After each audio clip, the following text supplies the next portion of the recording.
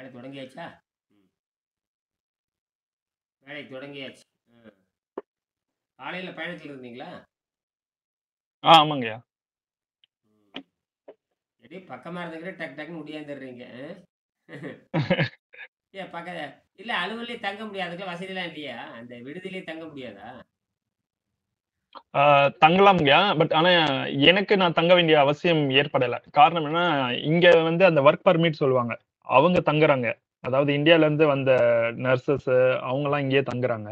ஆ. நான் இங்க permanent residency அப்படின்றதுனால, நான் வந்து தனியா ரூம் எடுத்து தங்கியிருக்கேன். ம். அவங்களுக்கு மட்டும் தான் அந்த அரேஞ்ச் பண்ணியிருக்காங்க அக்காமடேஷன். எங்களுக்கெல்லாம் நாங்கலாம் தனியா தான் பார்த்துக்கணும். அவங்க இங்க வேலைக்கு வராங்கன்னு நினைச்சுக்கோங்களேன் இந்தியால இருந்து. அவங்க வந்து ஒரு இடத்துல வேலைக்கு செய்யறேன் அப்படின்ற அக்ரிமெண்ட் போட்டாச்சுன்னா, வெளிய எங்கேயும் போய் எந்த வேலையுமே செய்யக்கூடாது. ஓ. வேற எந்த விதமான ஒப்பந்தம் மாதிரி. அந்த கம்பெனியோட ஒப்பந்தம் போட்டாச்சுன்னா, அவங்களுக்கு ஃப்ரீயாவே இருந்தா கூட வேலை செய்யக்கூடாது. ஆனா எனக்கு அப்படி கிடையாது. நான் எங்க வேணா போலாம். நான் எங்க வேணா என்ன வேலை வேணா செய்யலாம். சுயமா வந்து தொழிலும் செய்யலாம். எனக்கு எல்லாமே எல்லா சாத்தியக்கூறுகளும் எனக்கு இருக்கு. அவங்களுக்கு வந்து அந்த கம்பெனி என்ன முடிவு அந்த கம்பெனினா அந்த கம்பெனில மட்டும் தான் வேலை செய்யணும். அவ்வளோதான். படிக்கவும் முடியாது. படிக்கிறதுக்கான பாஸ்ல வரல. அவங்க படிக்கவும் முடியாது. அதுக்கு படிக்கணும்னு வரணும்னா அவங்க வேற இதுல வரணும் அகைன் அது மாதிரி.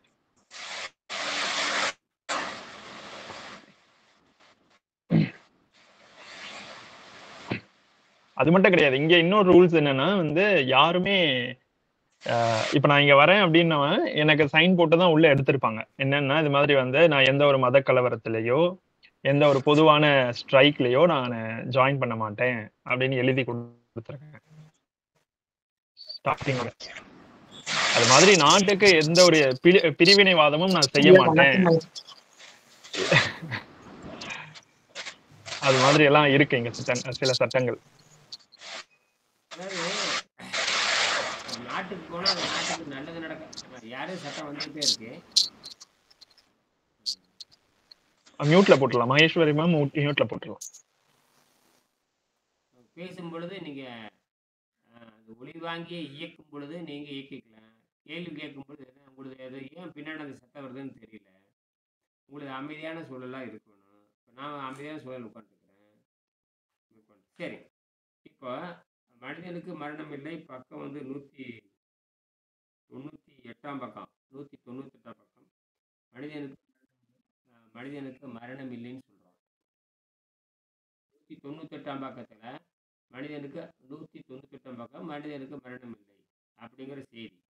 பார்த்தீங்கன்னா 2 வகையான முக்கியமான கண்டுபிடிப்பு வந்திருக்கு. இந்த மாதிரி மின்சாரத்தை நம்ம எப்படி தயாரிக்கிறது, மண்வெளியில பூமியில் எப்படி மின்சாரத்தை வந்து மலிவாக கொடுக்கறது, விண்வெளியில் மின்சாரம் எப்படி தயாரிக்கிறது, அதெல்லாம் இருக்குது. இதெல்லாம் வந்து சோதனை செஞ்சு பார்த்தாச்சு, வெற்றி அடைஞ்சிருக்குது. எதிர்காலத்தில் இதெல்லாம் வந்தால் தான் நமக்கு நானே வீடுகள் நாமே கட்டுவோம். வாஸ்து சாஸ்திரம் நம்மளே பண்ணிக்கலாம். அப்புறம் வந்து சோதிட சாஸ்திரம் நம்மளே பண்ணிக்கலாம். மந்திர சாஸ்திரம் இதெல்லாம் நம்மளே உற்பத்தி செய்யும். இதெல்லாம் விண்வெளியில் போய் அமர்ந்ததுக்கு அப்புறம் தான் நம்ம செய்ய முடியும். இதெல்லாம் உலகம் ஒற்றுக்கொள்ளணும். அறிவியலை மருத்துவத்தை வந்து பல்வேறு வகையான மருத்துவத்தை அந்த நாடு ஒத்துக்கொள்கிற மாதிரி பொதுவான மருத்துவத்தை ஏற்றுக்கிற மாதிரி இது மாதிரி பொதுவான மருத்துவம் இது வரணும். பொதுவான மருத்துவம் வந்து உலகம் ஒப்புக்கொண்ட தான் உடம்பு வந்து இப்படி இயங்குது நம்ம காட்டணும். ஆசிரியர் வந்து கொஞ்சம் பேர் சொல்லிக் கொடுக்குற ஆசிரியர் வந்து நீண்ட காலம் வாழ்ந்தாகணும். 100 ஆண்டுகளாவது ஆரோக்கியம் வாழ்ந்தாகணும். 100 ஆண்டுகளாவது ஆரோக்கியமாக வாழ்ந்தாக வேண்டும். அதாவது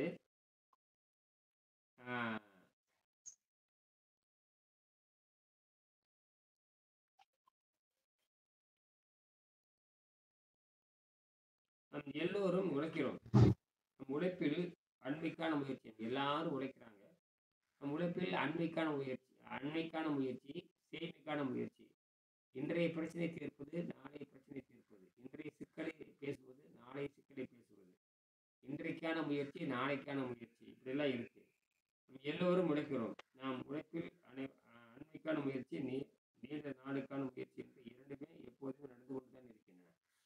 அதாவது இன்னைக்கு பிரச்சனை இன்னைய சிக்கலை மட்டும் தீர்த்துட்டே போறது, நாளைய சிக்கலை யோசிக்கிறது, இது ரெண்டுமே நடந்துட்டு தான் இருக்குது. எப்போதுமே நடந்து கொண்டு இருக்கு. நாம் எல்லோருமே உழைக்கிறோம்.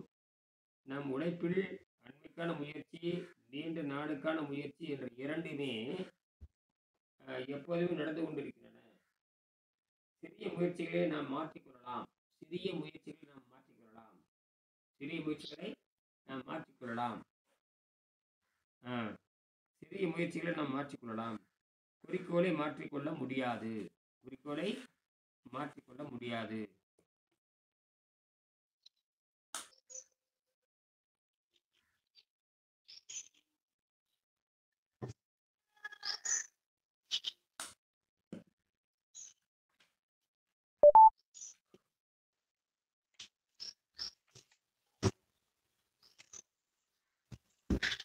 சிறிய முயற்சிகளை நாம் மாற்றிக்கொள்ளலாம். குறிக்கோளை மாற்றிக்கொள்ள முடியாது. நாம் மரணமில்லா பெருவாழ்வு வாழ விரும்புகின்றோம். நாம நோய் இல்லாம அந்த மரணமில்லா பெருவாழ்வுங்கிறது நாம் நோய் இல்லாமல் வாழ விரும்புகிறோம். குறிப்பாக வயிற்றில் இந்த கொடூர பசி பசி பசி என்பது பெரிய அன்பெல்லாம் கிடையாது. பசி என்பது ஆளை முடிக்கிறதுக்காகவே இயற்கையில் உண்டாக்கப்பட்டது. அது வாதம் என்கிற கொடிய நோய், பசினாவே வாதம் என்கிற கொடிய நோய், பித்தம் என்கிற கொடிய நோய், கபம் என்கிற கொடிய நோய். இந்த 3 நோயுமே நம்மளை இயற்கை உண்டாக்கி இருக்குது. அதுதான் விஷயம். இவன் பசி நல்லதுன்னு பேசிட்டு இருக்கிற காட்டு மிராண்டி. இப்படித்தான் இந்த விபச்சாரிகள் இப்படித்தான் பேசுவாங்க. அந்த இங்கிலாந்து விபச்சாரிகள் இப்படித்தான் பேசுவானுங்க. அதை படிச்சுட்டு வரக்கூடிய மருத்துவ முண்டங்கள் இருக்காங்க, அதை விட மோசமானது. அங்க போய் இந்த உணவை பத்தி டயட்டிஷியன் சொல்லி ஒரு கூட்டம் இருக்குது. அந்த வெக்கங்கட்டம் கூட்டம் இருக்குது. அது கண்டதை திங்க சொல்லுது. அதுக்கும் ஒழுக்கம் கிடையாது. சரி, அப்படின்னு டயட்டிஷியன் எதுக்கு? ஒன்னா மருந்தை பத்தி பேசு, அல்லது டயட் சாப்பிட்டுட்டு மருந்து சாப்பிட்றதாம. எதுடா உண்மை, எதுடா போய் ஒண்ணுமே புரிய மாட்டேங்குது. அப்ப உணவுக்கும் ஆரோக்கியம் சம்மந்தம் இல்லையா? இப்ப மருந்துக்கும் ஆரோக்கியம், மருந்து எதுக்கு சாப்பிடணும்? ஆரோக்கியம் தராது. உணவு எதுக்கு சாப்பிடணும்? அதுவும் ஆரோக்கியம் தராது. என்னடா உளறீங்க? ஒன்றும் புரிய மாட்டேங்குது. இது டயட்டிஷியன் வேற தனியா இருக்குது. அப்புறம் டாக்டர் எதுக்கு? டயட் கண்ட்ரோலர் இருந்தா ஆரோக்கியம் வருங்கிறேன். அப்புறம் எதுக்கு மருத்துவம் எதற்குன்னு கேட்குறேன். அப்புறம் மருத்துவம் எதுக்குன்னு கேட்டீங்கன்னா, வெளிக்காயங்கள் ஏற்பட்டா தான் மருத்துவம். நமக்கு என்ன காயங்கள்? மருத்துவம் எதற்கு?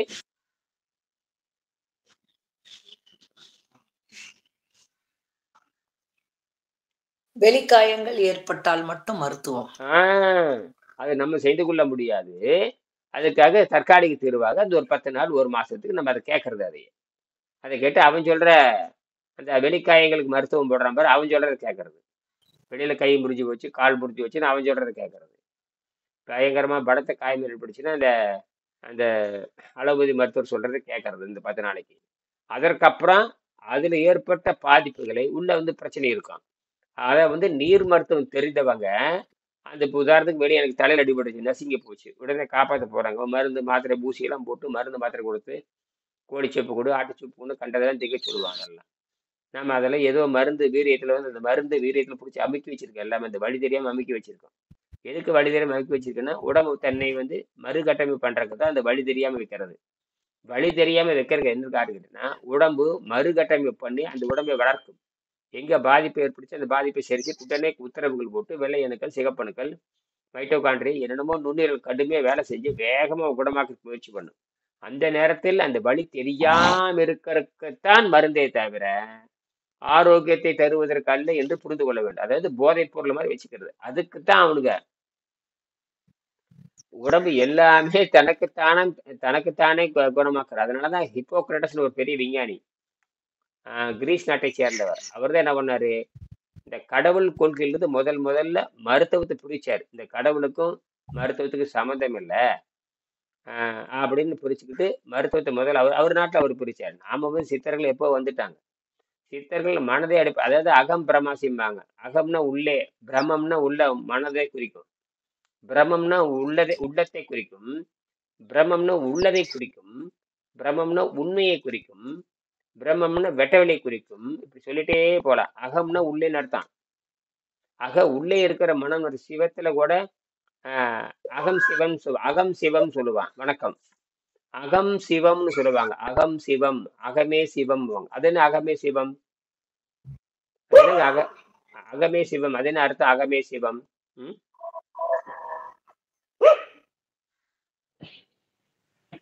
அது என்ன? அகமே சிவம்,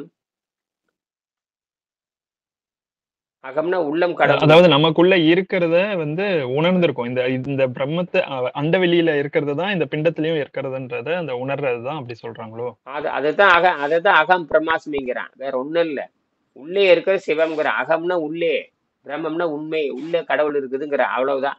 அது நான் கடவுள்ங்கிறத விட அகமே கடவுளாக இருக்கிறது. அது அகம் பிரமாசினா அகமே கடவுளாக இருக்கிறது. அதுதான் உள்ளம் பெருங்கோயில்னு சொன்னேன். தமிழ்ல இந்த அகம் பிரமாசின்னு ஓரளவும் புரிய மாட்டேங்குது. உள்ளம் பெருங்கோயில்னா புரியுது. அதே தாய்மொழி கல்வி. அப்ப அகம் பிரம்மாஸ்மினா நான் கடவுள்னு கிடையாது, உள்ளம் பெருங்கோயில்ன்றதான் அதை சொல்றாங்க. ஆமா, உள்ளம் அகம்னா உள்ளேன்னு அர்த்தம். தமிழ் சொல். அகம்னா தமிழ் சொல். அதான் அகம்னா தமிழ் சொல். அவ்வளவுதான். புறம்னா வெளியே இருக்கிறன்னு அர்த்தம். அகம்னா உள்ளே இருக்கிறன்னு அர்த்தம். புறம்னா வெளியே இருக்கிற சக்தி, அகம்னா உள்ளே இருக்கிற சக்தி. வெளியே இருக்கிற சக்தி வெட்ட வெளிதான். எல்லாம் மின்காந்த அலைகள் தான். எல்லாம் ஒளியைத்தான் சொல்றான். திருப்பி திருப்பி திருப்பி திருப்பி ஒளியைத்தான் சொல்றான்.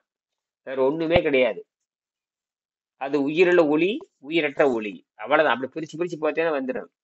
உயிரில்லாத ஒளி தான். இப்போ சூரிய சக்தி உள்ள உடம்பு வாங்குதுன்னு சொல்றீங்க. சூரிய ஆற்றல் வந்து உடம்பு உள்வாங்குது. சூரிய சக்தி உடம்பை உள்ள எடுத்துக்கொள்கிறது. அது தாவரத்தை போல செயல்படுது இப்ப சொல்றீங்க. இப்ப சூரியன்ல இருந்து சக்தி வருதுங்கிறீங்க. அது என்ன மாத்திரை வடிவில் வருதா, திரவ வடிவில் வருதா? வணக்கம். திரவ வடிவில் வருதா, அது திரவ வடிவத்தில் வருதா, வாயு வடிவத்தில் வருதா, அந்த போட்டான் வடிவத்தில் வருதா? போட்டான் வடிவத்தில் தான் வருதுன்னு புரிஞ்சுக்கணும். நம்ம இட்லியை தின்னு தின்னு தின்னு தின்னு பழக போய் இட்லி மாதிரி வருதுன்னு நினைச்சுக்கிட்டு இருக்கிறோம். ஆனா சூரியன்ல இருந்து இட்லி மாதிரி வருமான்னு கேட்கறேன். இப்படியே மயக்கத்திலே வச்சுக்கிறது. இப்பதான் சொல்றானுங்க வைட்டமின் டி வருது. அது வைட்டமின் டி வந்து எப்படி வரும்? அங்கிருந்து பார்சல் பண்ணி அனுப்பி சூரிய பகவான் அங்கிருந்து எல்லாத்துக்கும் பார்சல் பண்ணி அனுப்பிட்டு இருக்காரா? அதுதாங்க கேள்வி. அப்ப அந்த போட்டான் வடிவத்தை சூரியன்ல இன்னைக்கு வரைக்கும் போட்டான் தான் வருது. அவ்வளவுதான். அந்த போட்டான் தான் ஆற்றல். அந்த போட்டான் தான் இந்த சூரிய தகடு மேல படுது. பட்ட உடனே அங்க இருக்கிற எலக்ட்ரான் வந்து வேலை செய்யும். எலக்ட்ரான் எல்லாத்துலயும் எலக்ட்ரான் இருக்கும். போட்டான் வந்து எனர்ஜி. அதுதான் தூண்டி விடும். வெளியே இருந்து தாக்குறது. வினாடிக்கு பல லட்சம் வினாடிக்கு பல லட்சம் வந்து உழுதுட்டே இருக்கு மேடம். அடிக்கி அடிக்கி அடிக்கி அடிக்கி கடைசியில அந்த என்ன லைட் வேவ், வேற ஒன்றும் கிடையாது. சிக்னல் சிக்னல் சிக்னல் அந்த சிக்னல் வரும். சிக்னல் வேவ் தான் வந்து வேகமாக போகும். எலக்ட்ரான் எப்பவும் நகராது, சிக்னல் தான் நகரும். எலக்ட்ரான் எப்பவுமே நகராது, சிக்னல் தான் நகரும். இந்த சிக்னல் தான் போய் அதை சிக்னல் வேவ்னு சொல்லுவாங்க. ட்ரிஃப்ட் சிக்னல் என்னமோ சொல்லுவானுங்க. அதில் அந்த மின்சாரம் எப்படி பாயுதுன்னு கேட்டால் எலக்ட்ரான் பாயறது இல்லை, அந்த அந்த வேவ் தான் பாயும். அந்த அது பேர் வேவ் வெலாசிட்டிம்பாங்க. ட்ரிஃப்ட் வெலாசிட்டி, ட்ரிஃப்ட்னு சொல்லுவாங்க. தெர்மல் வெலாசிட்டி, அப்புறம் ட்ரிஃப்ட் வெலாசிட்டி, அப்புறம் பார்த்தீங்கன்னா இந்த சிக்னல் வெலாசிட்டிம்பாங்க. சிக்னல் தான் போகுமே தவிர ஒரு நாளும் எலக்ட்ரான் நகராது. எலக்ட்ரானுக்கு நகர்ற வேலையே கிடையாது. எலக்ட்ரான் அங்கே இருந்துகிட்டு தான் இருக்கு. அப்படி அப்படியே ஆடு அதிருமே தவிர அது ரயில் மாதிரி போகாது. புரியுதா? அப்ப எது போகும்னு கேட்டீங்கன்னா ஒளிதான் போகும். அதுக்கு இணையாக அந்த போட்டான், அந்த ஒளி நகரும். அந்த ஒளிதான், அந்த ஒளியத்தான் எல்லாரும் பேசுறானுங்க. என்னன்னா இந்த பசி ருசி அடக்க தெரியாதவனா, பசி ருசி அடக்க தெரிஞ்சாதான் எல்லாரும் ஒளியை பத்தி பேச முடியும். இந்த பசிங்கிறது பிறவி நோய், ருசிங்கிறது மானங்கட்ட நோய். புரியுதா? ருசியை பத்தி இப்ப இந்த பரிணாம வளர்ச்சியில பார்த்தீங்கன்னா பசிங்கிறத பத்தி செய்தியே இருக்காது. ஏன்னா பசிக்கு தனக்கான உணவு அது தேடிக்கொள்கிறது. அதனால இந்த பசிங்கிற பேச்சே கிடையாது. ஆனால் திருவள்ளுவர் ஒண்ணுதான் அழகா என்ன பண்ணுவார்னா, பசி என்பது அது பிறவி துன்பம், அதை முதல்ல அமைதிப்படுத்துன்னு சொன்னவே திருவள்ளுவர் தான். அதை அமைதிப்படுத்துறதுக்கு நீரை மருந்தாக அருந்த சொன்னார். நீரை மருந்தாக அருந்து. அப்பதான் உணவு பழக்கத்தை தள்ளி போடலாம். நீரை மருந்தாக அருந்தினால், அந்த நீரை மருந்தாக அருந்தினால் மருந்துங்கிற உணவுங்கிற விஷயம் தேவையில்லை. நீரை மருந்தாக அருந்தினால் அந்த நீரை மருந்தாக அருந்தருக்கு கூட கண்டுபிடிக்க வேண்டியது இருக்குது. ஏன்னா திருவள்ளுவர் மருந்துன்னு தான் எழுதியிருக்காரு. திருவள்ளுவர் மருந்துன்னு போட்டாவே மருந்து எனவே சிறிதளவு வந்து அர்த்தம். பொதுவாகவே அது குறிப்பிட முடியாத அளவுக்கு இப்போ மருந்து மாத்திரை எத்திச்சோடு இருக்குது, மருந்து எத்திச்சோடு தான் இருக்குது. அணுவளவில் சாப்பிட்றான், நெல் அடைங்கிறான், ஊசி அடைங்கிறான், அணுவடைங்கிறான், எம்ஜிங்கிறான், மைக்ரோ எம்ஜிங்கிறான், 10 எம்ஜிங்கிறான், 5 எம்ஜிங்கிறான், எல்லாமே சிறு அளவுன்னு அர்த்தம். அப்ப தோராயமா பார்த்தா மருந்துனா கொஞ்சம்னு அர்த்தம். அப்ப தண்ணி எப்படி அருந்தணும்?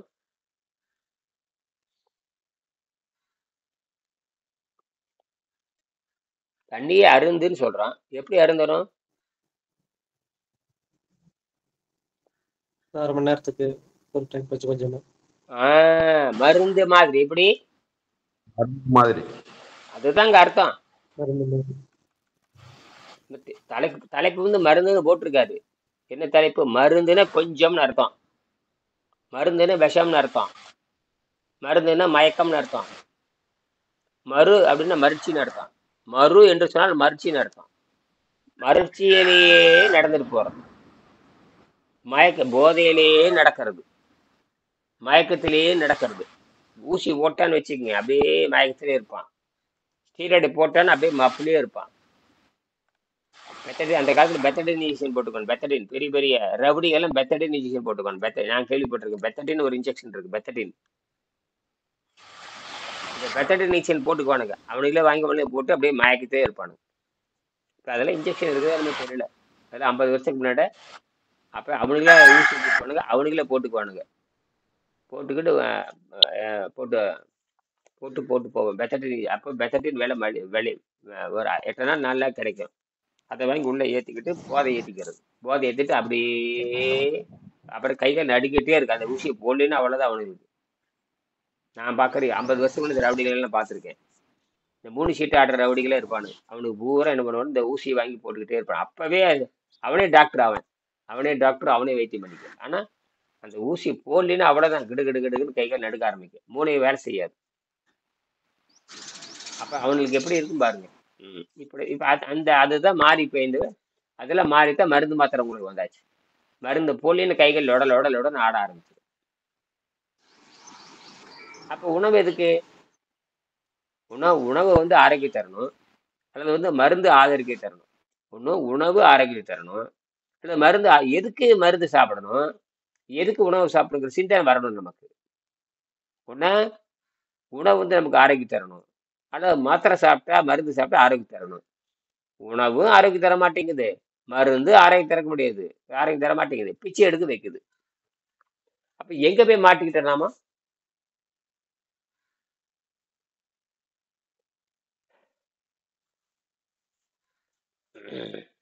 அப்புறம் லட்சக்கணக்கில் செலவு வேற பண்றோம். எதுக்கு செலவு பண்றான்?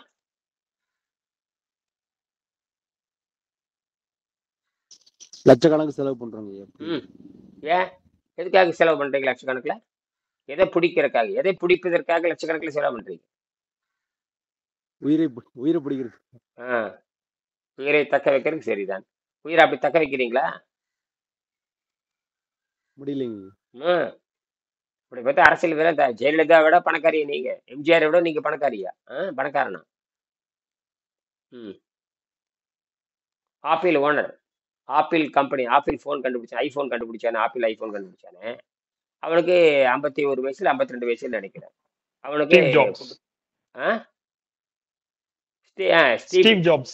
ஸ்டீவ் ஜாப்ஸ் பெரிய விஞ்ஞானி தான், விஞ்ஞானி மாதிரி தான் ஆட்டாட்டுன்னு ஆட்டினான். கடைசியில் பார்த்தீங்கன்னா 52 வயசு கூட உயிர் பாகல, போய் சேர்ந்துட்டான். ஏன் அப்புறம் நீ மாத்திரை தின்றுக்க வேண்டியதானே? நல்லா பன்னிக்கறி திங்கிறவன் தானே, பன்னிக்கறி திங்கிறவன் தானே நீ. அப்புறம் ஏன்டா அவனுக்கு ஆரோக்கியம் வரல? அமெரிக்காவில் எல்லாம் ஊசியான்னு கேட்குறேன். அமெரிக்காவில் தானே பிறந்த நீ, அமெரிக்காவில் தான் பிறந்திருக்கான்னு நினைக்கிறேன். அவனுக்கு பிறகு அந்த ஊசி போட்டுக்க வேண்டியதானே, கொழுப்பை தின்னுருக்க வேண்டியதானே, மாவை தின்றுக்க வேண்டியதானே, புரதத்தை டன்டாக வாங்கி உள்ள கரைச்சி ஊற்றி இருக்க வேண்டியதானே. அறிவுகட்ட முண்டமே, நீ இது பெரிய அறிவாளின்னு பேசினீர்ல, உன்னை காப்பாற்றுறதுக்கு அறிவே இல்லையா மானங்கட்டவனே? உன்ற ஃபோன்ட்டே நீ செத்து போய் அந்த ஃபோன் வித்துக்கிட்டு இருக்குது பாரு. நீ செத்து போனாலும் உங்க கம்பெனி வளர்ந்துட்டு தான் இருக்குது. நீயே உயிரோடு இல்லையா? நீ வாழ்ந்துக்கா. பணக்காரெல்லாம் வாழ்ந்ததில் காட்டணும், ஆடம்பரத்தில் அழியிறது இப்படித்தான் இருப்பான். அது எத்தனை பேர் அமெரிக்காவில் அடே கொஞ்சம் தாட்டமா போட்டானுங்க அமெரிக்காவில் இருக்கணும், அத்தனை பேர் பஞ்சர் ஆகி போனாங்க. இது பாட்டிட்டு ஒருத்தர் நடந்துட்டு இருந்தான், அவன் பேரு மைக்கேல் ஜான்சன். அவன் ஆடாத ஆட்டம் இல்லை, அவன் ஆம்பளையா பொம்பளைன்னே தெரியாது. அப்ப ஆம்பளையா நடிக்கிறானா பொம்பளையா நடிக்கிறானா என்ன பண்றான்னு ஒண்ணு மூஞ்சியை பார்த்தா பொம்பளை மாதிரி இருக்கும், இடுப்பு பார்த்தா ஆம்பளை மாதிரி இருக்கும். பல பல பலன்னு மினுமினுன்னு போட்டு எலக்ட்ரானிக் சட்டையெல்லாம் போட்டுக்குவான், லைட் எல்லாம் உள்ள போட்டு ஆடான்னு ஆடுவான். கடைசியில் என்னடா நானா கடைசியில ஒழுங்கா வாழவே இல்லை, மாத்திரைக்கு இருந்து தற்கொலைங்கிறான், டாக்டருங்கிறான், என்ன அளவு போய் சேர்ந்துட்டான். இப்படித்தான் எல்லாம் இருக்குது. அப்படின்னா அவனும் 50வது வயதுல இறந்து போயிட்டாங்க. அது ஆக்சுவலி ஹார்ட் அட்டாக்ங்கிற மாதிரி சொன்னாங்க. ட்ரக் 50வது எல்லாம் வயதுல ட்ரக், ஓவர் இல்ல ட்ரக். பிளாஸ்டிக் ட்ரக் ஒரு பக்கட்டும், அவன் பிளாஸ்டிக் சர்ஜரி ஆமா பண்ணானே அதுக்கே எவ்வளவு செலவு பண்ண ஆமாம் தெரியுமா? அவன் 10 டாக்டர் கூடவே இருப்பாங்களாமே. எந்த சமயத்துலயும் 10 டாக்டர்ஸ் வந்து கூடவே இருப்பாங்களாம். அந்த அளவுக்கு ஆமா. வந்து சேஃபா தான் இருந்தான். ஆனா இருந்தாலும் அவனாலுமே வாழ முடியலையே. ஆ ஆ அப்படி என்ன வாழ என்ன முடியலையே. என்ன அதான் அந்த விபச்சாரி எப்படி இருப்பான்? விபச்சாரிகள் இதுல புரியுதா இல்லையா அவங்களுக்கு? விபச்சாரிகள் அங்கதான் இந்த இயற்கை எப்படி ஏமாத்துதுன்னா, இயற்கை எல்லாத்துக்கும் ஒண்ணுதான், மனம் ஒண்ணுதான். மனம் வந்து 5 வகை, பகுத்தறிவு 6 வகை, ஆகாரம் ஒண்ணு இருக்கா இல்லையா, ஆகாரம் சுவை எல்லாத்துக்கும் ஒண்ணுதானே, இனப்பெருக்கம் அது எல்லாம் ஒண்ணுதானே. ஆனால் அங்க மனதுல மாட்டிக்கிட்டான்னு பாருங்க, இயற்கை சரியான செருப்படி கொடுக்குது அந்த இடத்துல. நல்ல வேலை சித்தர்கள் கண்டுபிடிச்சார்கள். 15 வந்து சித்தம் 5ன்னு பிரிச்சு வச்சான். அதை ஆராய்ச்சி பண்ணி போயிட்டு இந்த புத்தகமே பயந்துருக்குது, இல்லைன்னா அதுவும் போச்சு. சித்தம் 5ன்னு கண்டுபிடிச்சான் பாருங்க, அதுதான் பெரிய விஷயம். அதனாலதான் சித்தம்னா மனதுன்னு அர்த்தம். மனதுக்கு வைத்தியம் பாருன்னு அர்த்தம்.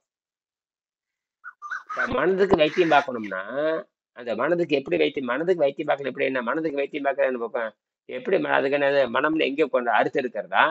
அந்த மனம் இந்த இடத்துல இருக்குன்னு சொல்ல முடியுமா? மசில் இருக்குது, கண்ணில் மூக்கில் சொல்ல முடியுமா? அது எங்கே இருக்கிறது? அதான் கேள்வி. அப்ப அது எங்க வருதுன்னா ஆகாரத்துல இருந்து தொடங்குது, சுத்தரத்தத்தில் தொடங்குது. அது மட்டும் இல்ல, பசிதாகம் அமைதியாக இருக்கும் பொழுதுதான் அந்த மனம் செயல்படுகிறது. அது வேற, அப்படியே போயிட்டே இருக்குது. கடல் மாதிரி அது விரிஞ்சு பறஞ்சு போகுது. நம்ம சுருக்கமா பேசுறதுக்காக சொல்ல வர்றேன். அப்போ இந்த மனிதனை ஏமாற்றி அவனை சாகடிக்கிறதுக்காக என்ன, அந்த பணக்காரனா இருந்தாலும் சரி, ஏழையா இருந்தாலும் சரி, மனதை அந்த 3வது வழியில் செலுத்த வேண்டும் அப்படிங்கிற விஷயம். முதல் நிலை பிறவி நிலை. பணம் பொருள் தேடுகிற எல்லாத்துக்கும் இருக்கிறதா பொருள் தேடுகின்ற வடிவம். திருப்பி திருப்பி தாங்க வருது.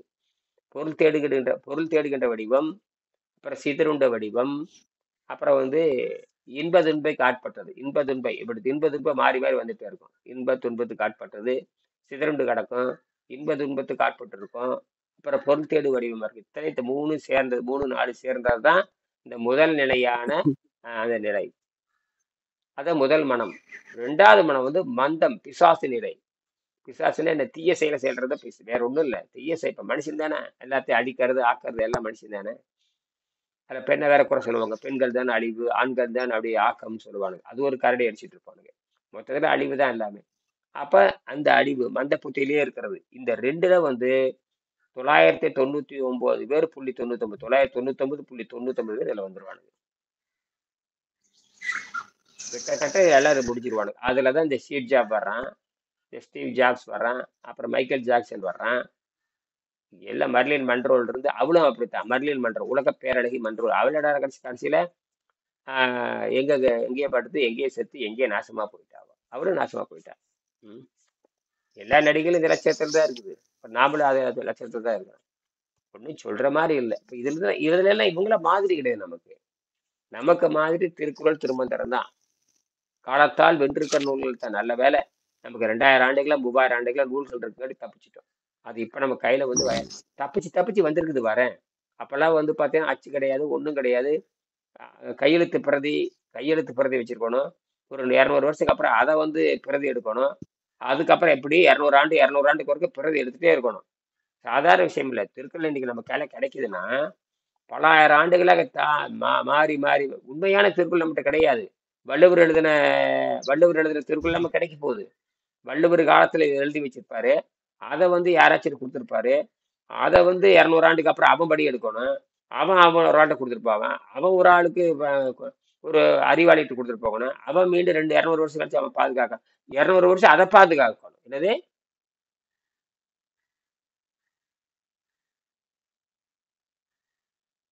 இப்ப இருக்கிற திருக்குறள் வந்து திருவள்ளுவர் எழுதின திருக்குறள் நம்ம கிடைக்குது.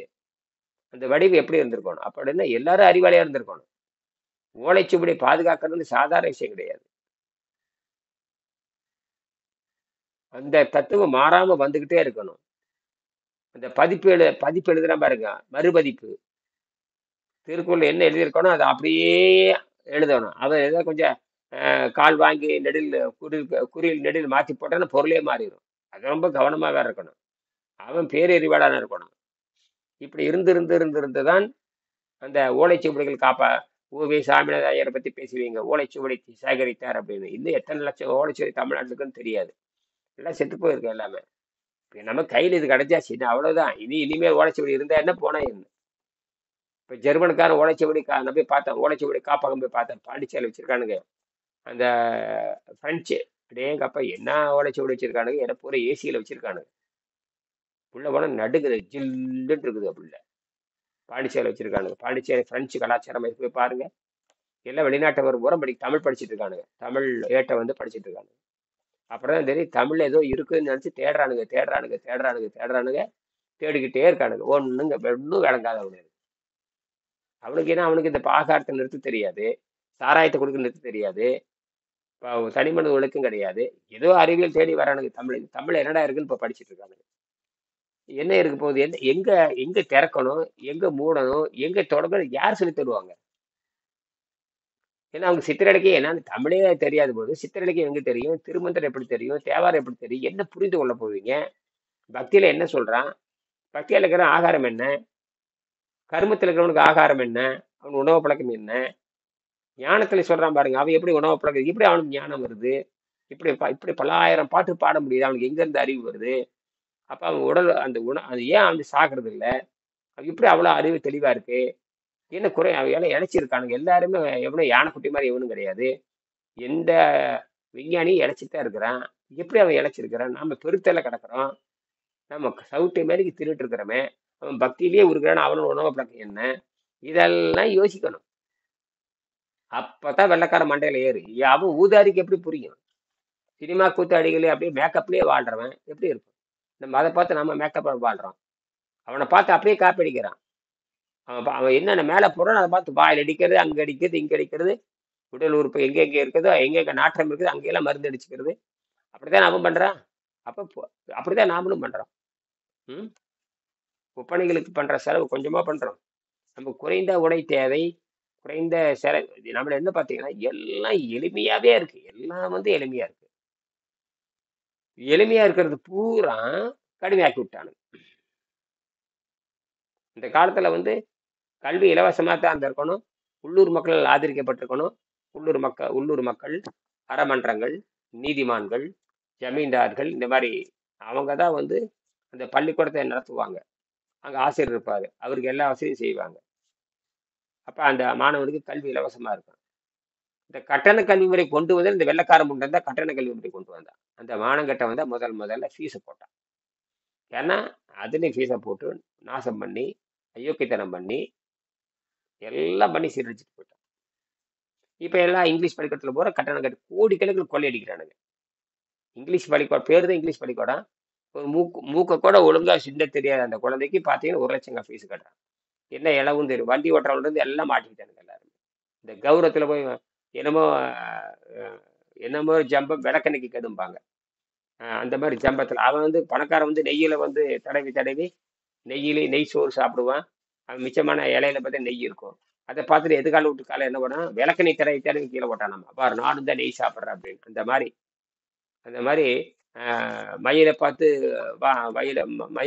வான்கோழி ஆடுற மாதிரி, புளியை பார்த்து பூனை சூடு போட்டுக்கிற மாதிரி மாயில மாற்றிக்கிட்டாங்க. தமிழ்நாட்டுக்கு அத்தனை பேருமே ஆங்கிலம் பிடிச்ச அறிவு வரும் அப்படின்னு ஒரு தப்பான கணக்கில் போயிட்டாங்க. காயடிச்சாச்சு எல்லா குழந்தையும் இப்போவே காயடிச்சாச்சு. சிபிஎஸ்சியில் சேர்த்தோம்னா எல்லாமே கற்றுக்கலாம் அப்படிங்கிற மாதிரி தப்பா. இப்போ தான் செருப்படி உழுகுது. ஓ, தாய்மொழி மறந்துட்டோம், தாய்மொழி கல்வி போயிடுச்சு அப்படின்னு இப்போதான் உணர்றீங்க. அப்போ 100 வருஷம் என்ன பண்ணிட்டு இருந்தீங்க? இப்போதான் மகாராஷ்டிரில் பேசுகிறானுங்க. நாம தான் 100 வருஷம் 200 வருஷம் 1000 வருஷம் 2000 வருஷம் 5000 வருஷம் பேசிட்டு இருக்கிறோமே. ஏன்னா எல்லாம் இதிலிருந்து போன மொழி தான். அதனால இது ஒண்ணுதான், இந்த நீர் மருத்துவம் ஒண்ணுதான் இப்போதைக்கு நம்ம முதல்ல நோயற்ற வாழ்வுக்கு நீர் மருத்துவத்தை தவிர எதுவுமே கிடையாது. என்ன சொன்னாலும் மாட்டிக்குவானுங்க. இவ்வளோ நாகரீகத்தில் முன்னேறி இருக்கானுங்க, ஒரு சளி நோயை குணமாக்க முடியல. இவ்வளோ நாகரீகத்தில் முன்னேறி இருக்காங்க, ஒரு சக்கரை நோயை குணமாக்க முடியல. சக்கரை நோய் வேகமாக பரவிட்டு இருக்குது. வீட்டுக்கு ஒரு 10 பேர் இருந்தானா 7 பேர்த்துக்கு சக்கரை நோய் அளவுக்கு வந்தாச்சு. காரணம் ஒன்று, உணவு பழக்கம் தப்பா இருக்குது. பூரா புளிப்பு, அசிடிட்டி. புளிப்பு வேற, அசிடிட்டி வேற. மாங்காய் புளிக்கும், அது அசிடிட்டி கிடையாது. எலுமிச்சைக்கமா புளிக்கும், அது அசிடிட்டி கிடையாது. உள்ள போய் என்னவா மாறுதுங்கிறத கேள்வி. வாயில இனிப்பு போட்டா உள்ள அசிடிட்டா மாறும். அது என்னவா உள்ளவே மாறுது அப்படிங்கிறத, உள்ள என்னவா மாறுதுன்னு யாருக்கு தெரியும்? உள்ள இதுதான் மாறுது. அததான் அர்னால்ட் கண்டுபிடிக்கிறார். அர்னால்ட் கண்டுபிடிக்கிறாரு. டேய், உள்ள போனா சளியா மாறுதுன்னு கண்டுபிடிக்கிறாரு. உள்ள போனா பசையா மாறுதுன்னு கண்டுபிடிக்கிறாரு. ஒருத்தரால் சொல்றீங்களா வீட்டுல? நமக்கே மனரசம் இல்லை. அதாவது வள்ளுவர் சொல்லுவாரு, ஒவ்வொன்றையும் ஆராய்ச்சி பண்ணி பாருங்கிறாரு. மூளை அதுக்கு தாண்டா கொடுத்துருக்குதுங்கிறாங்க. சொல்றாங்க மரமண்டை மூளை இருக்குதான்னு கேட்கறானே இல்லையா? மூளையை பயன்படுத்தணும் இல்லை? மூளையை பயன்படுத்தினாவே அறிவு வந்துடுங்க. படிச்சாலே அறிவு வராது. படிச்சாலே என்ன வரும்? இப்ப என்னத்தை படிக்க போறீங்க நீங்க? ஆனால் ஏபிசிடி படிப்பீங்க. ஏபிசிடி படிச்சீங்கன்னா புத்தகமே படிக்க முடியாது. இப்போ ஒன்றும் ஆங்கில இப்போ தமிழ் புத்தகத்தை குறித்து படிச்சிருவீங்க. இதே ஆங்கில புத்தகத்தை படிச்சு பாருங்க. உங்க ஆங்கில உச்சரிப்பு உங்களுக்கு தெரியும், தமிழ் உச்சரிப்பு தெரியும். தமிழ் உச்சரிப்பு கொடுக்குற புத்தகத்தை வேகமா படிக்க முடியும். நீங்க ஆங்கிலம் 10 வருஷம் பேசிட்டு இருப்பீங்க, ஒரு ஆங்கில புத்தகத்தை கொடுத்து பாருங்களேன், எழுத்து கூட்டி தான் படிப்பீங்க. அதுதான் ஏற்கனவே மனப்பாடமா எழுத்து கூட்டிலாம் படிக்க முடியாது, மனப்பாடமா படிச்சாகணும். தமிழ் அப்படி இல்லை. வா இட்டம் பட்டம், தா இட்டம் தட்டம், ஆ இம்மா அம்மான்னு அழகா படிக்கலாம். வெள்ளைக்காரன் படிச்சாலும் அம்மான்னு தான் படிப்பான், ஜப்பான்காரி படிச்சாலும் அம்மா தான் படிப்பான். நீங்க இங்கிலீஷ்ல எழுதி போடுங்க, ஆமாம்பாங்க, ஓமாம்பா, ஊமாம்பா, இப்படித்தான் படிப்பானுங்க. ஏன்னா அது அதாவது இலக்கண தரமே இல்லாததான் இந்த ஆங்கில மொழி. புரியுதா? தோத்து போச்சு அது. ஆனா அது எப்படியோ உள்ள வந்து உலகத்தை ஆட்டாட்டு நாட்டு கூத்தாடிகள் மாதிரி. கூத்தாடிகள் வந்து நாட்டை ஆடுறாங்க. அது மாதிரி உண்மையான பெண்ணுக்கு மரியாதை இருக்கு, உண்மையான வீட்டில் இருக்கிற குடும்ப பெண்ணுக்கு மரியாதை இருக்காது. சினிமாக்காரிக்கு இருக்கிற மதிப்பு அதே இந்த பாமா விஜயத்துல பண்ற அட்டகாசம். அந்த காலத்துல பாமா விஜய் ஒரு படம் வந்தது, நான் பார்த்தேன். போய் பாருங்க, அந்த குடும்பம் நாசமா போயிரு. குடும்பம் பாமா விஜயம் படம் பார்த்துருக்கீங்களா? இவரு பார்த்துருப்பான்னு நினைக்கிறேன். பன்னீர்செல்வம் பார்த்துருப்பாரு. பாமா விஜய் போய் பாருங்க, அந்த படத்தையாவது பாருங்க. சிஎஸ் பாலையா நடிச்சிருப்பாரு. நாகேஷ், முத்துராம, மேஜர் சுந்தரராஜன், சவுகார் ஜானகி, அப்புறம் யாரும் நடிச்சிருப்பாங்க. நாகேஷ், அடேங்கப்பா, நாகேஷ் முத்துரா நல்லா ஜாலியா இருப்பாரு. நல்லா இருக்கு, படிச்சு பாருங்க. இந்த கூத்தாடிகள் நம்பி நாடு நாசமா போறத அப்படியே எழுதியிருப்பான் பாருங்க. அற்புதமான படம் அந்த படம், பாமா விஜயம். முடிஞ்சா பாருங்க, இந்த பாமா விஜயம் படம் பாருங்க. அதுல எழுதியிருப்பான், யானையை போலே பூனையை தின்றால் ஜீரணமாகாது ஐயா, ஜீரணமாக. செருப்படி அடிச்சிருப்பான் அந்த இடத்துல. யானையை போல பூனையும் தின்றால் ஜீரணமாகாது. யானை திங்கிறது என்பது வேறு, பூனை திங்கிறது வேறு. யானை திங்கிறது பார்த்து பூனை தின்னுச்சுன்னா என்ன ஆகும் அப்படின்னு கேட்கறான். அருமையான பாட்டு இது. யானையை போல பூனையும் தின்றால் ஜீரணமாகாது. வரவு எட்டனா செலவு பத்தனா, கடைசியில் துந்தனா துந்தனா துந்தனா. அருமையா இருக்கு அந்த படம். நேற்று கூட அந்த படம் பார்த்தேன், ரொம்ப நாளைக்கு அப்புறம். எல்லாரும் பாமா விஜய் முடிஞ்சா பாருங்க. அந்த கூத்தாடிகள் நம்பி நாடு நாசமா போறத பாருங்க. கடைசியில டிஎஸ் பாலையா தான் ஒரு முடிவு பண்ணும், எல்லா குடும்பம் நாசமா போயிரு. கூத்தாடி உள்ள கூத்தாடி வந்துட்டா அவ்வளவுதான். இப்ப எல்லாரும் கூத்தாடி நம்ப ஆரம்பிச்சிட்டானுங்க. ஏதோ ஒழுக்கு தனி மனித, எவனுக்காச்சும் தனி மனித ஒழுக்கு இருக்கான்னு பாருங்க. எவனுக்காவது இப்ப நம்ம நாட்டில் இருக்கிற கூத்தாடிகளுக்கும் சினிமாக்காரங்களுக்கும் அரசியல்வாதிகளுக்கும் தனி மனித ஒழுக்கம் இருக்கான்னு பாருங்க. தனி மனித ஒழுக்கம் இல்லாதவன் எப்படி பொது ஒழுக்கத்துக்கு வருவான்? கேட்டா ஒரு தனிப்பட்ட பிரச்சனையாமா? அப்ப தனிப்பட்டது 9 தப்பு பண்ணிக்கலாமா? மனிதனுக்கு நீதி நூலை கற்றவனா இருக்கணும், நீதிமன்றத்தால் தண்டிக்கப்படாம இருக்கணும், நீதி நூல் கற்றவனா இருக்கணும், நீதிமன்றத்தால் தண்டிக்கப்படாம இருக்கணும், குறைந்தாலும் ஏதாவது சின்ன சின்ன சொத்து வச்சுக்கணும்னா இருக்கணும், அறவழியில பொருளீட்டி சொத்து செஞ்சிருக்கணும்னா இருக்கணும். இவன் வந்து நாட்டை ஆண்டா பரவாயில்ல, வர்றவன் பூரா கூத்தாடிகள் தான். தப்பாவே சொல்லி கொடுத்தாச்சு. காரணம் இந்த யார் வேணாலும் போட்டி இல்லைங்கிற மாதிரி ஆகி போச்சு. எல்லாம் எப்பேற்பட்ட திருடனும் ஐயோக்கேன்னு எத்தனை நீதிமன்றத்தால் தண்டிக்கப்பட்டாலும் அவன் தேர்தல் நிற்கலாம். 10 தடவை ஜெயிலுக்கு போயிட்டு வந்தாலும் தேர்தல் நிற்கலாம். நாட்டை காக்கறதுக்காக ஜெயிலுக்கு போயிட்டு வர்றதில்லை. அயோக்கித்தனம் பண்ணி அரசாங்க ஊழியர்கிட்ட பணத்தை ஏமாத்தி பிடுங்கி, அரசாங்க ஊழியர்களுக்கு வேலை வாங்கி தொழில்கிட்ட அந்த ஏமாத்தி பிடுங்கி, அந்த பிடிக்க கிடைக்க நீதிமன்றத்தால் தண்டிக்கப்பட்டு இந்த குற்றத்தால உள்ள வந்திருக்கு அவனே மீண்டும் தேர்தல் நிற்கிறான். அவனை இந்த முதலமைச்சர் காப்பாத்துறாரு, அவன் இந்த நாட்டை காப்பாத்துது. நீதிமன்றத்துக்கு ஒரு அறிவும் கிடையாது, ஒரு ஞானம் கிடையாது. எப்படா இது சட்டத்துல இல்லாதல ஏன்டா பண்றீங்கன்னு எந்த நீதிபதி கேட்கறது இல்ல. அவரு அமைச்சராகவே உள்ள போயிடுவாரு, அமைச்சராகவே வெளியே வருவாரு. என்னடா இருக்கிறவன் எந்த சட்டத்துல யாரா வளைக்கிறாங்க? அதான் இந்த மானக்கட்ட சட்டம். அதாவது வெள்ளைக்காரனுடைய இந்த இந்த கட்சி சார்பு அரசியல். இந்த கட்சி சார்பு அரசியல் இருக்கே நாசம் பண்ணியாச்சு எல்லாம். எல்லாம் இந்த வெள்ளைக்காரன் பண்ண வேலை. அயோக்கியத்தனம் உலகத்தையுமே கெடுத்தான். விண்வெளியே கெடுத்துருவான் அவன். எல்லாத்தையும் கெடுத்துருவான் இந்த வெள்ளைக்காரன் பண்ண. அதனால அவ்வளோ அதான் என்னவோ சொல்றாங்க, அந்த குரங்கு வந்து தண்ணியை அழித்து வானத்தை, இந்த குரங்கு வந்து தண்ணியை அழித்து வனத்தையும் அழித்ததுன்னு சொல்றான் பாருங்க. அதுதான் அது. கல்லுண்ட குரங்கு மாதிரி ஆயிப்போச்சு. இப்படித்தான் இந்த அரசியல்வாதிகள் பண்ண எல்லாம் இந்த வெள்ளைக்காரன் பண்ண வேலை. நல்லவர்களே போட்டி சென்னையில பாத்தீங்கன்னா ஓட்டு போடுறது பார்த்தீங்கன்னா 50 விழுக்காடு தாண்டறது இல்லை. அவ்வளவு கோடி கணக்கில் செலவு பண்றாங்க. மக்கள் அங்க ஓட்டு போடுறது போறது இல்லை. ஏன்னா எல்லாரும் திருடர்னு தெரிஞ்சு போச்சு. 50-52 விழுக்காடு தாண்டாது. இப்படித்தான் போயிட்டு இருக்கு. ஏன்னா வர வர நல்லவர்கள் குடவோல முறை தோத்து போச்சு. குடவோல முறை இல்ல, நல்லவர்கள் மட்டும்தான் போட்டியிட முடியும். அது வந்து உத்திரமேரல் கல்வெட்டுன்னு சொல்லுவாங்க. காஞ்சிபுரத்துல உத்திரமேரல் கல்வெட்டும்பாங்க. அந்த கல்வெட்டுல போனீங்கன்னா மக்கள் எப்படி ஆட்சி செய்யணும் அது இருக்கு. அதுல எல்லாத்துக்கும் தெரியுது. உத்திரமேரல் கல்வெட்டுல குடவோல முறை எப்படி இருந்தது, எப்படி அது விதிகளே இருக்குது. அதுல பொய்யான விதிகளை போய் சேர்த்திருப்பான் இந்த திருட்டு பயலுங்க. அந்த பிச்சை எடுக்கிற பயலுக்கு இருக்க பாருங்க, பொய் பேசுற பிச்சை பயலுக்கு இருப்பானுங்க. தமிழை வச்சு பிச்சை எடுக்கிறவன், சமஸ்கிருதம் வச்சு பிச்சை எடுக்கிறவன், இவனெல்லாம் வருவானு. அதுல மக்களை மடையலாக்குறது அந்த வேலை. மக்கள் ஓட்டு போடணும் முடியாது, மக்களே மடையலாக்கிட்டா அந்த மாதிரி திருட்டு வேலையெல்லாம் பண்ணுவானுங்க. நல்ல ஒழுக்கத்தை, இவனுக்கு சாதகமான ஒழுக்கத்தெல்லாம் போடுவான். இப்படியெல்லாம் திருட்டு பயிர் அதுலயும் தேர்ந்தெடுக்கணும்.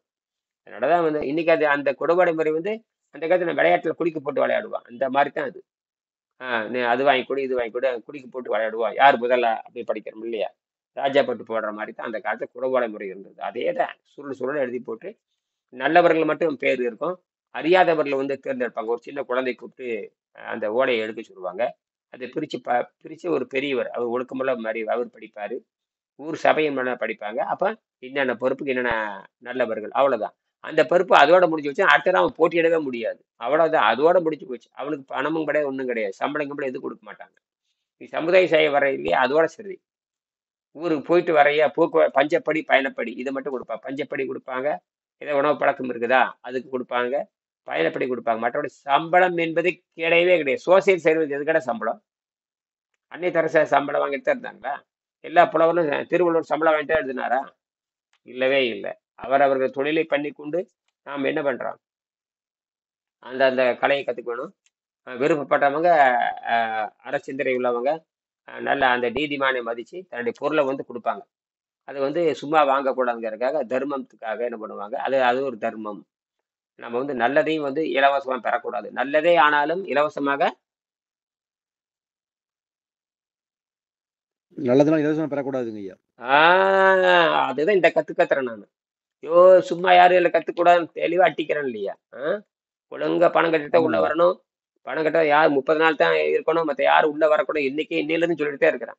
30 நாள் ஆயிடுச்சுன்னா யாரும் உள்ள வர முடியாது. 30 நாளுக்கு முன் நம்ம புதுசா வர்றவங்க 2 நாள் 3 நாள் பார்க்கலாம். அதுக்கப்புறம் என்ன பண்ணணும், 3000 கட்டிட்டு தான் உள்ள வரணும். அதுக்கப்புறம் 20,000 ரெடி பண்ணிக்கணும். சாதாரணம் கிடையாது. நோயாளியா இருந்தாலும் 20,000 தான். 10 மாசம் படிக்கணும் 20,000, பேசிக் 20,000. அதுக்கப்புறம் ஒழுங்கா நடக்கலன்னு கட் பண்ணிட்டுருவேன். அதுக்கப்புறம் ஒவ்வொரு 20,000 கட்டிக்கிட்டே இருக்கணும். புரியுதா? இல்லைன்னா ஒரே வெட்டு தான், ஓடி போயிட்டு நான். இல்ல கருணை கிரணை அன்பு பாசம் எதுவும் கிடையாது. சரியா? புரியுதுங்க.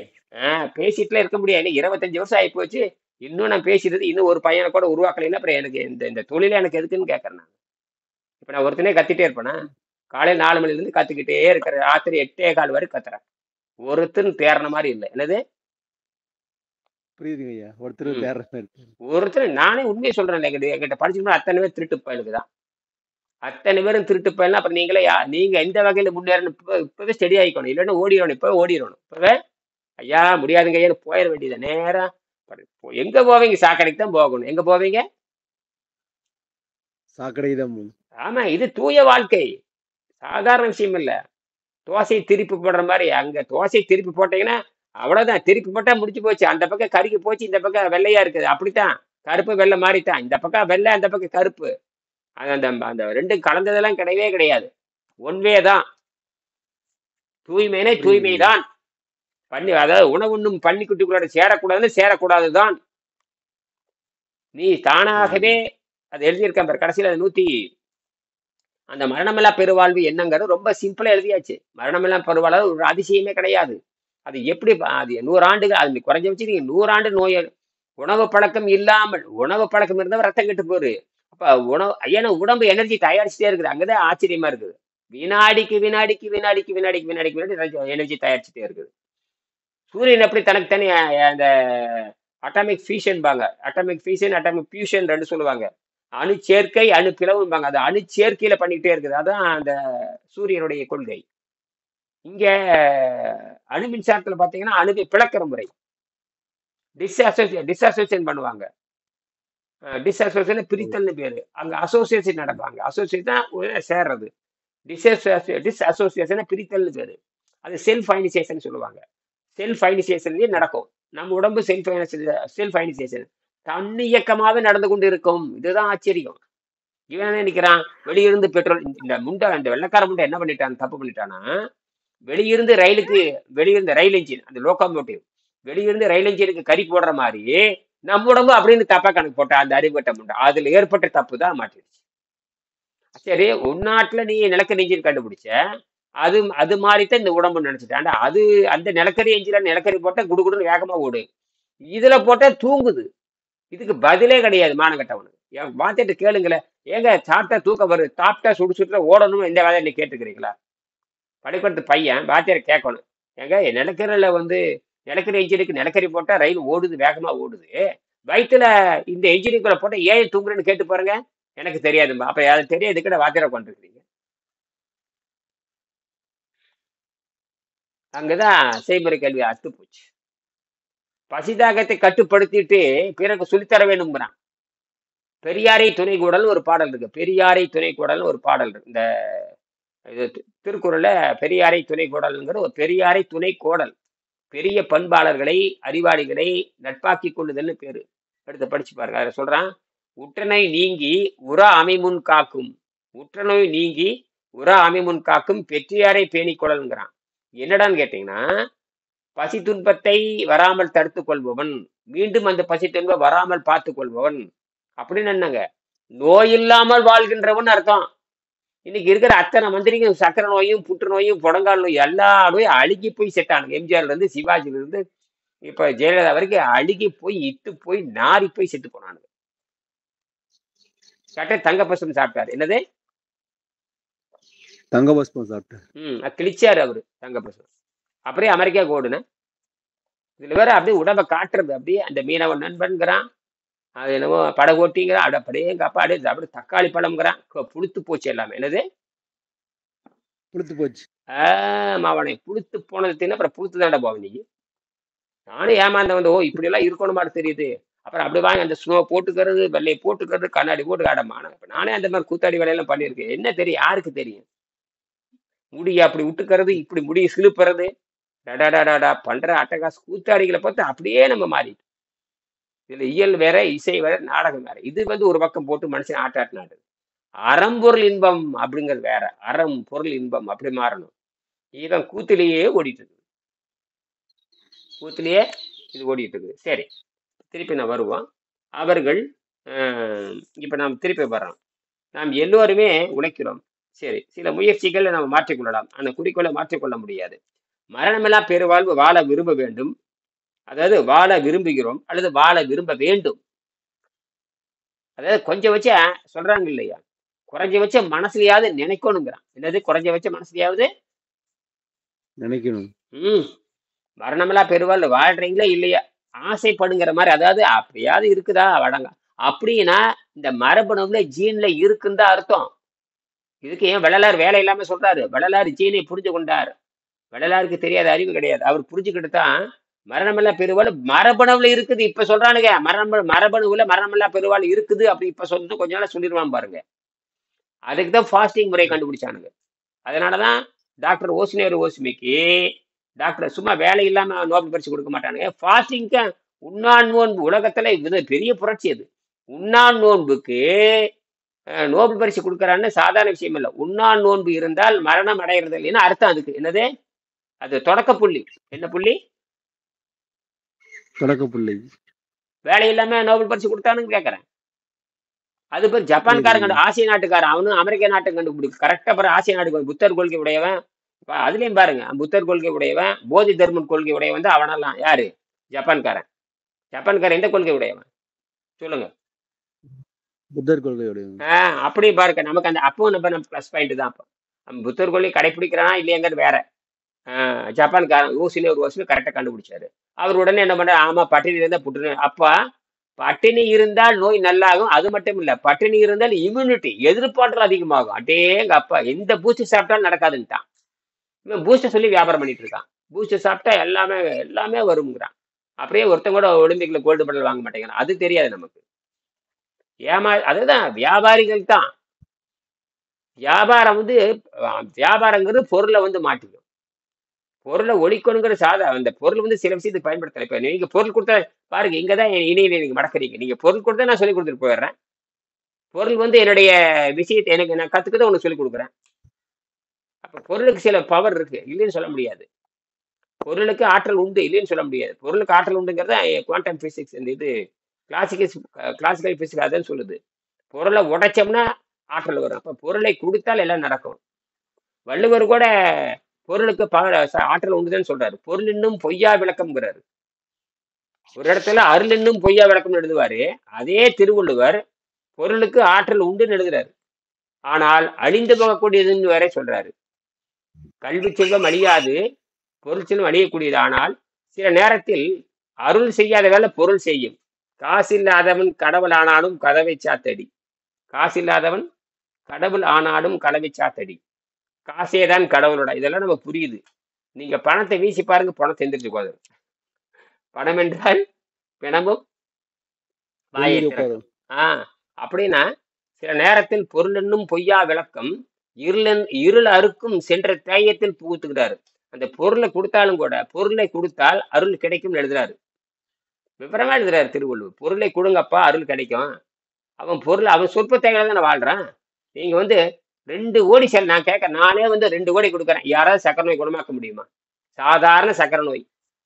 சக்கரை நோய்ங்கிறது ஒன்றும் கிடையாது, டயபெட்டிக்ஸ், அவ்வளவுதான். மதிமேகம், அது மதிமேகம் எப்போ வந்துச்சு? சித்தர்கள் எப்போ எழுதி வச்சுட்டானுங்க. அதுக்கு பேர் மது மேகம்னு பேர். என்ன மேகம்? மதுமேகம். அது என்னங்க மதுமேகம்? சாராயம் குடிச்சிங்களா நீங்க? இல்லைங்க ஐயா. எப்படி அப்படியே பேர் வச்சாங்க அதுக்கு பேரு? யார கொஞ்சம் விவரமா சொல்லுங்களேன் பார்க்கலாம். இவரு நம்ம தெய்வராஜாங்கம். அது என்னங்க மது மேகம்? மதுன்னா என்னங்க? பிஜி சொல்லுங்க. மதுன்னா என்ன? போதைங்க. அது அப்படி ஒரு அது ஒரு மேகம் மாதிரிதான். அதாவது அந்த டைம்ல மட்டும் சாப்பிட்ட உடனே அந்த டைம்ல மட்டும் ஒரு மேகம் மாதிரி ஃபார்ம் ஆகி நிற்கும் அந்த அந்த சக்கரை நோய்ங்கிறது. தமிழ் எவ்வளவு தெளிவாக கரெக்ட். சரிதான். சரி, இன்னும் கொஞ்சம் ஆழமா பேசுங்க. கரெக்ட் தான் நீங்க சொல்றதெல்லாம். நீங்க சொல்றதெல்லாம் சரிதான். இன்னும் கொஞ்சம் போங்க, இன்னும் கொஞ்சம் யோசிச்சு பாருங்களேன். இன்னும் கொஞ்சம் போய் கிட்ட வந்துட்டீங்க, மண்டையில் நிக்குது. கரெக்ட். சரி, சாராயம் சரிதான். சரி, அதுவும் கரெக்ட் தான். இன்னும் கொஞ்சம் சிந்திங்க. உங்களுக்கு எல்லாம் தெரிஞ்சதுதான். தமிழ்ல இருக்கு, அழகா எழுதி வச்சிருக்கானுங்க.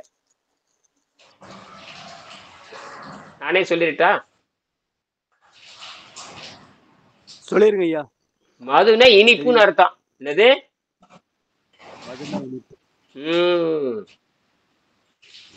மதுனா இனிப்பு.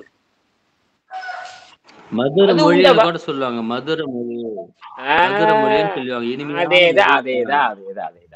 இப்ப புரியுதா? மது மேகன இனிப்பு மேகம், இனிப்பு நோய் அர்த்தம். அதுக்கு பிறகு தமிழ் என்ன சொல்றீங்க? சர்க்கரைங்கிறீங்க. அன்னைக்கு அது மதுன்னு பேரு. என்னது?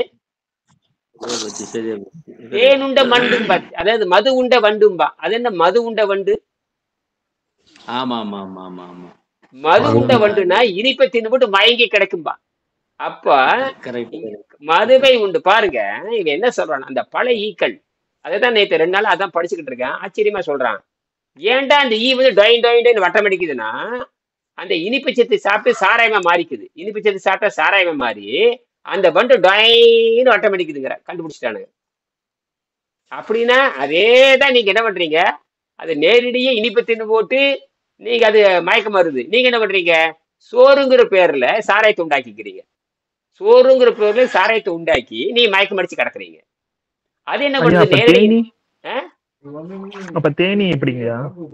ஏனி இனிப்பு தின்படுத்த மயக்கம் அடிச்சு சுத்திட்டு கிடக்கு.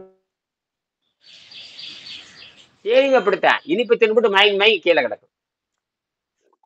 எல்லாம் அதுல வந்து வாந்தி எடுத்துரு, அது போய் வாந்தி எடுத்துருது. நேரா இப்ப என்ன பண்ணுது, வாந்தி எடுத்துருது. அது வாந்தி எடுக்கிற இல்ல பரம்பரை சேர்ந்தது. திரு என்ன கேக்குறாருன்னா, தேனிக்கு சக்கரை வியாதி வராதா? அது இனிப்பு சாப்பிடுறது சக்கரை வியாதி அது என்ன வராதா பண்ணுதுன்னா அப்படின்னு. கக்கிருது. அது எப்படி தெரியுமா, கக்கீரு அப்பப்ப கொஞ்சோண்டு சாப்பிட்டுக்கிறது, கக்கீருது. அங்க போய் அல்ல அடுத்தது கக்கீரு, அங்க போய் எதுல போய் கக்கீரும், எச்சி. அதுக்கு பேர் எச்ச. எச்சை துப்பிட்டு போயிரு. எப்படி வாயில எச்சத்தை டப்புன்னு துப்புற மாதிரி இங்க உறிஞ்சிட்டு போய் அங்க துப்பிடுறது. எங்க துப்பிடுறது, இங்க உறிஞ்சிறது, அங்க போய் துப்பிடுறது. முழுங்குறது இல்ல. அதுதான் நாங்க சாப்பிட்டு இருக்கிறோம். அதுதான் ஆ, நாங்க அப்ப அதோட சாப்பிட்டு தேனியோட உணவு என்னங்கய்யா? அப்ப தேனியோட உணவு என்ன இப்போ? அதையும் கொஞ்சம் எடுத்துக்குது, அதையும் கொஞ்சம் எடுத்துக்குது. அது அதையும் கொஞ்சம் எடுத்துக்குது. அதுவும் மயக்கம் போட்டு மகரந்தம் சுத்திடுது. தான் பூவில் இருக்கக்கூடிய மகரந்தம் தேனியினுடைய உணவு. அதுல இருந்து இழுத்துட்டு போயிட்டு அது துப்பிவிடுது. ஐயா சொன்ன மாதிரி கூட்டுல கொண்டு போய் துப்பிவிடுது. ஆனா மகரந்தத்தை உணவா ஏத்துக்கும். இன்னொன்னு அதுக்கு பேரு, தேனுக்கு இன்னொரு பேர் இருக்கு. என்ன தெரியுமா, வண்டின் எச்சில்னே பேரு. வண்டின் எச்சில். Correct correct. வண்டி நிச்சில். வண்டுனா தேனு, எச்சில்னா வண்டின் எச்சில்னே பேர். இதெல்லாம் சொலவாடைகள். இதெல்லாம் மலைவாகனம் படிச்சா தெரியும் உங்களுக்கு. தமிழ்ல இருக்கிற பயங்கரமான கடல். தமிழ்ங்கிறது சாதாரண விஷயம் இல்ல. கடலோ கடல், தமிழ் கடல். பொருள் பொதிந்த மொழி. பொருள் ஆஹ் பொதிந்த மொழி. ஆஹ் வண்டி நெச்சில்னே பேரு. அதுக்கு பேரு வண்டில் நெச்சில் விட்டு அரைப்பம்பான். இவன் என்னடா வண்டி நெச்சின்னு, எங்கடா வண்டி எச்ச போடுதுன்னா ஒரு அளவும் கிடையாது. தேன் சாப்பிடுன்னு அர்த்தம். என்னது, தேன் சாப்பிடுங்க. உங்க எச்ச நாத்தம் அடிக்கும், உங்க எச்ச பணவார்த்தை அடிக்கும், பண நாற்றம் அடிக்கும். அவன் அந்த எச்சில் இப்படி இருக்கும், மணக்கும். கும்பு கும்பு தேன் பாருங்க, அப்படியே மணக்கும். தேன் வந்து மணக்கும். அதான் வண்டி நெச்சினும்பா. அப்ப அது மட்டும் இல்ல, அந்த வண்டு, அந்த வண்டு விட்டுருங்க, அந்த தேனி சேகரிக்கிறதுக்காகவே அது இயற்கை படைச்சிருக்குது.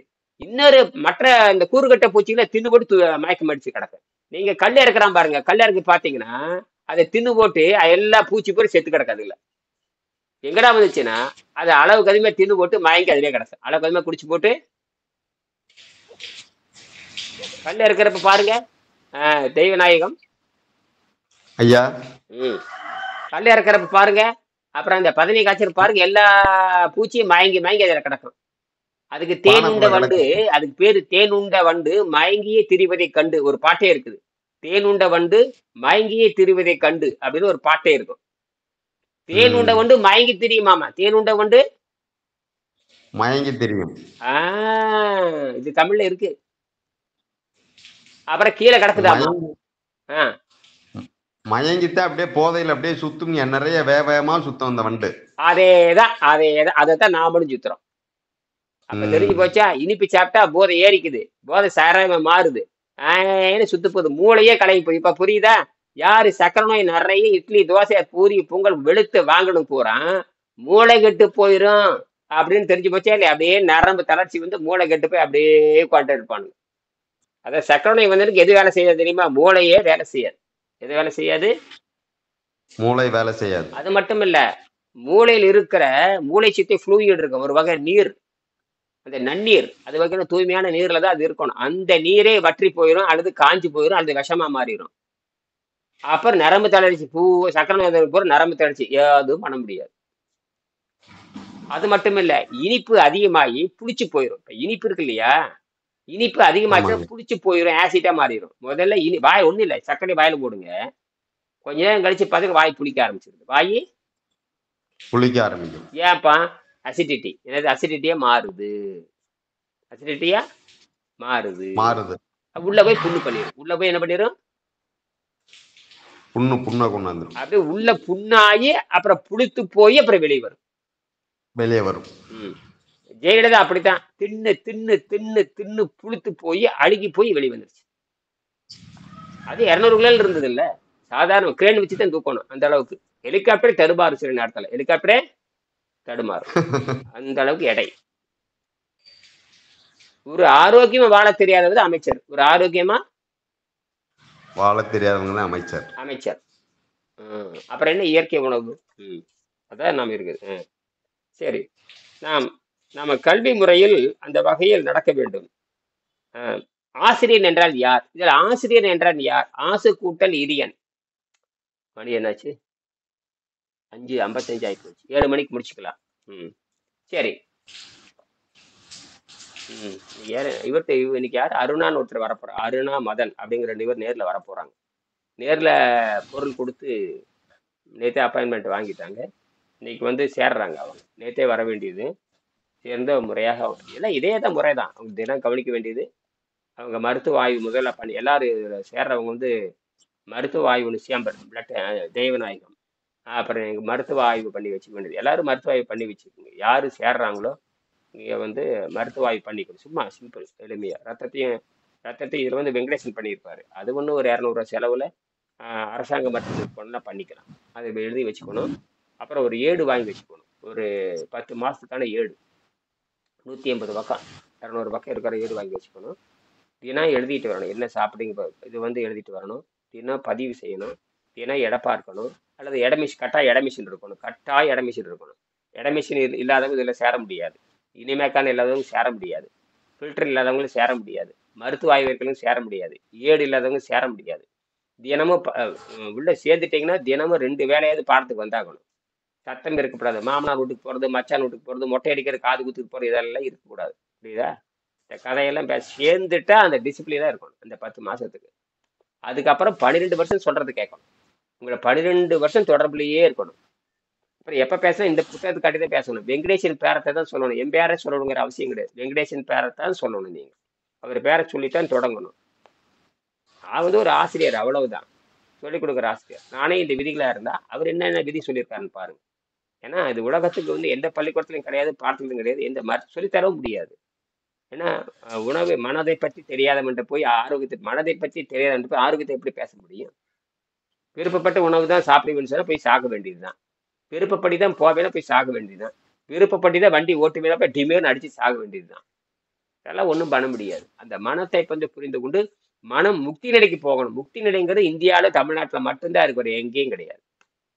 அந்த மாதிரி இருக்கணும். அதனால வந்து இன்னைக்கு சேருகின்றவர்கள் முதல் நீங்கள் உங்களுக்கு மருத்துவராக மாற வேண்டும். ஏன்னா 3 மருத்துவம் உள்ள வருது. உடல் சார்ந்த மருத்துவம், உடல் அமைதி பெறுகிறது, மனம் அமைதி பெறுகிறது.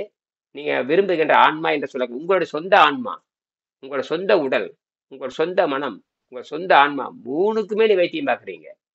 அப்ப எவ்வளவு ஒரு கடும் முயற்சி இருக்கணும்னு பாருங்க. இங்க வந்து பெற்றோர் பிள்ளைகள் யாரும் வர முடியாது. நீங்க சொந்த உடல், தனித்த உடல், நீங்க சிவமாக மாற வேண்டும். இல்லாட்ட சவம் தான். சிவம் சிவம் சவம் 2 தான் இருக்க முடியும். கீழே விழுந்த சவம், அப்படியே அமர்ந்தா சிவம். இதுதான் விஷயமே. சிவத்துலதான் இருக்கணுங்கிறான். அந்த சிவம் வெளியே போகக்கூடாதுங்கிறான். அதுக்கு ஒண்ணு ருசியை விட வேணும், அவ்வளவுதான். எதை விடணும்?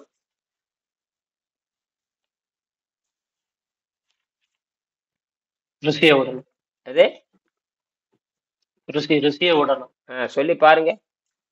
வீட்டை பொண்டாட்டி ஒத்துக்கொள்ளான்னு பாருங்க. பாருங்க எங்க பிரச்சனை எங்க தொடங்க தெரியுமா? பொண்டாட்டி தொடங்க. எங்க தொடங்க? பொண்டாட்டி இல்லாதவங்க தப்பிச்சுக்குவாங்க. திருலோகச்சந்தர் தப்பிச்சுக்குவாரு. என்ன அவரு கல்யாணம் ஆகல, அதனால அவரு தப்பிச்சுக்குவாரு. நான் முதலே தப்பிச்சுட்டேன். முதல்ல சமையல் கட்ட நான் ஆரம்பிக்கும் பொழுது சமையல் கட்ட இருந்து ஆரம்பிச்சேன். அதான் நான் தப்பிச்சுட்டேன். நான் என்னுடைய கலாச்சாரமே வேற. எந்த முட்டாள்கிட்டும் போய் மாற்றவே இல்லை. எந்த சாமியாட்டையும் மாத்தல, எந்த தத்துவத்தையும் படிக்கல. நேர திருக்குறள், திருமந்திரம், வாத்தியார் வெங்கடேசன் அப்படி நான் கிடைச்சாலே சயின்டிஸ்ட் கிடைச்சிட்டாரு. அதெல்லாம் விவரமா போச்சு. கோமாளிகிட்ட சிக்கி இருந்தான். இந்த யோகா கோமாளிட்ட சேர்ந்துருந்தா நம்மளை முடிச்சிருப்பாங்க. நல்ல வேலை நாங்க சித்தர் கொள்கை ஆரம்பத்துலேருந்து சித்தர் கொள்கை. சித்தர்னா யாரு, எப்படி இருப்பாங்க? எளிமையா இருப்பாங்க, கோமணம் கட்டித்தான் இருப்பாங்க, காட்டுக்குள்ளதான் இருப்பாங்க. இவனுக்கே ஊரை சுத்திட்டு இருக்கிற. அதனால அப்படி தெளிவாரத்தை காட்டி நாங்க தப்பிச்சுட்டோம். இந்த கட்டடத்தை பார்த்து போயிருந்த இந்த மாலை போட்டுட்டு, கட்டடை போட்டுட்டு, சகப்பு கட்டிட்டு, பச்சையை கட்டிட்டு, வயிற்று தொந்தையை போட்டுட்டு 50 பொம்பளைகளை பக்கத்துல வச்சுட்டு இருந்தான் பாருங்க. இவனுங்கெல்லாம் இப்ப இருக்கானுங்க. இவனுக்கு தான் மாடர்ன். உலகத்தை கெடுக்க வர மாடல் யோகிகள் இவங்கெல்லாம். இவனுக்குள்ள சினிமா கூத்தாடிகள் மாதிரி இவனும் ஒண்ணுதான். இவனுக்குள்ள நல்ல சாவே வராது. புரியுதா? என்ன சாவு சொல்றாங்களே, இவனுக்குள்ள எந்த சாவு வராது? சொந்த நாட்டுல வாடுற தகுதி இல்லாதவன். சொந்த நாட்டுல வாடுறவனுக்கு தகுதி கிடையாது. எல்லா தப்பும் பண்ணிட்டு ஓடிடுறது. ஓடு காலி மாதிரி. என்ன பண்றது? எல்லா தப்பும் பண்ணிட்டு எங்க ஓடிடுறது? என்ன வெங்காயத்துக்குற ஓடுற? யோக்கியமானா இருந்து நிக்கணும்ல நாட்டுல. இப்ப தப்பா ரைட்டோ வடக்கு மண்டலத்துல வாதாட வேண்டியதான். பிடிச்சி இருக்கிறவன்ல உன்னை பிடிச்சி இவனுக்குலாம் காய் அடிச்சு விடுறது. என்ன பண்ணி விடணும்? ஜெயலலிதா சார் அப்படிதான் சொன்னாப்புல. ஜெயலலிதா வந்து துணிச்சலா சொன்னாப்புல. அந்த நிர்பயா வழக்குல ஜெயலலிதா சில விஷயத்துல ஜெயலலிதா துணிச்சல்காரி தான். காய் அடிச்சு விடுறேன்னு சொன்னாப்புல. என்ன அடிச்சு விடணும்? காய் அடிச்சு விட்டுறணும். காய் அடிச்சு அதுதான் பண்ணிருக்கணும். ஜெயலலிதா தைரியமா சொன்னாப்புல. இருந்தா செஞ்சிருப்பாப்புல. எவன் மேல தமிழ்நாட்டுல எவன் கற்பழிக்கிறானுக்குன்னா அவனுக்கு கூட அறுவை சிகிச்சை பண்ணி காய் அடிச்சு விடுறான்னு இருப்பார். அது யாரும் ஒண்ணும் பண்ண முடியாது. அரசர்கள் தெளிவா இருக்கு. சில விஷயத்துல ஜெயலலிதா வந்து பாராட்ட வேண்டியதுதான்.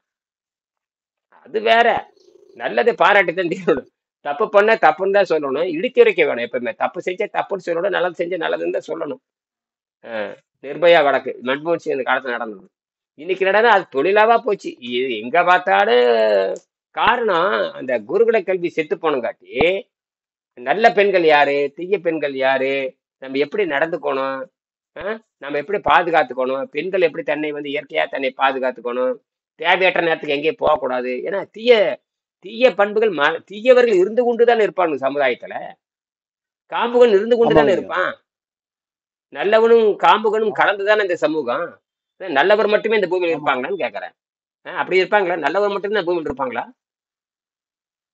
இல்லைங்க ஐயா அப்ப நீ தானே கவனமா இருக்கணும். கரெக்டா பெண் சுதந்திரமா ஆண் ஆமாங்க சுதந்திரமா? டேய், எல்லா அயோக்கியனும் சேர்ந்ததான் இந்த நாடு.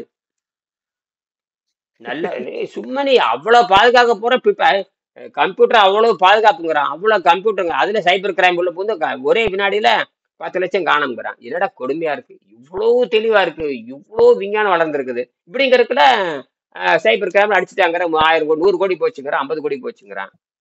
மொத்தமே முடிச்சிடறானுங்க. அப்படி இருக்கும் பொழுது நீங்க என்ன ஆகுது?